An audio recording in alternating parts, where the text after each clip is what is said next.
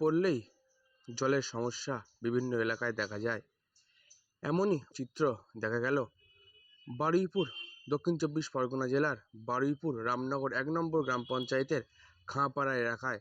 সেখানে বেশ কয়েক বছর ধরেই জলভোগান্তিতে ভুগছে এলাকার মানুষরা।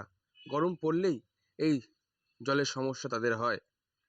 মূলত তারা যারা জানাচ্ছে যে একাধিকবার পঞ্চায়েতকে জানিয়েও সেই কাজ তাদের হয়নি।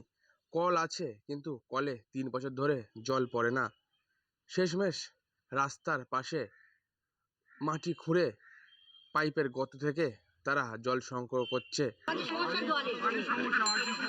এই জল ওখান থেকে নিয়ে গিয়ে খাওয়া চান করানো হয়, বাসন মাজা হয়, রান্না হয়, বাচ্চাদের চান করানো হয়, দুদিন ছাড়া হসপিটালে ভর্তি হচ্ছে, ডায়রিয়া হচ্ছে, মশা কামড়াচ্ছে, চুলকোনা হচ্ছে। এই জল খাওয়া দাওয়া সব এই জল এই সাগর মাঠে থেকে, সেই বলখেরা মাঠে থেকে। কতটা সমস্যা হচ্ছে আপনাদের এইভাবে জল? জলের জন্য সমস্ত সমস্যা হয়, কাঁচা কোচা, চান করার জন্য, রান্না খাওয়া সব দিকেই হয়।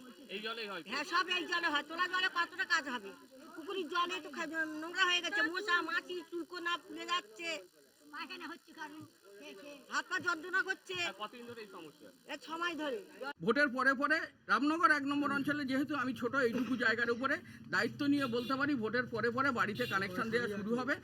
গত বছর যে সমস্যা ছিল এবছর অনেক সমস্যা মিটে গেছে। তার জন্য সাবস্টিটিউট পঞ্চায়েত থেকে মাননীয় বিধায়কের এতে গাড়ি নিয়ে আমরা পাড়ায় পাড়ায় জল দিচ্ছি। যে পাড়া আমাদের কাছে অ্যাপ্লিকেশন করছে তার পরের দিন তার বাড়িতে তার পাড়াতে আমরা জল পাঠিয়ে দিচ্ছি। তো মানুষের সমস্যা প্রচুর ছিল গত 10 বছরের। আগামী দিন থেকে কি এরাও এই গ্রামের? ডেফিনেটলি এই গ্রামের মানুষ জল পাবে, সবাই জল পাবে। জল হচ্ছে আমি যদি খেতে পারি ও খায়, জল ছাড়া তো মানুষ বাঁচতে পারে না। জলে আমার শহর বারুইপুর থেকে প্রিয় মুখার্জি, কলকাতা টিভি।